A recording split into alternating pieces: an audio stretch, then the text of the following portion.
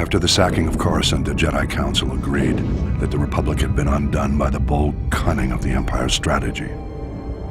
A closer look, however, suggests the sacking of Coruscant was not the crowning moment of the Empire's campaign, but rather a risky maneuver undertaken after all other efforts had failed. The Sith only considered turning to such measures after their efforts were undermined by an unlikely Republic ally, the criminal smuggling contingent that broke the Mandalorian blockade.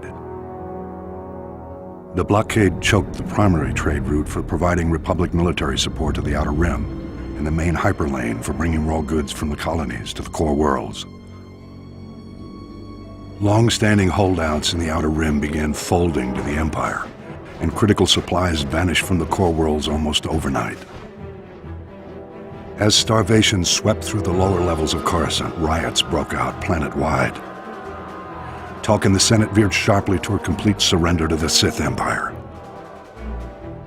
It was at this critical hour that a Mirialan smuggler named Hylo Viz recognized an extraordinary business opportunity for her and her partners. With the Republic willing to pay any price for raw goods, Hylo's plan was simple: break the Mandalorian blockade. Loading massive freighters with all the goods the Outer Rim had to offer, Hylo and her fellow smugglers hauled their loads to within a parsec of the blockade and stopped still. Distracted by suspicious freighters, the Mandalorians never knew what hit them. A motley fleet of small starships dropped out of hyperspace and opened fire.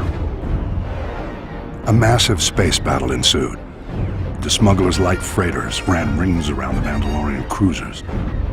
But even so, Hylo Viz and her band were outmatched.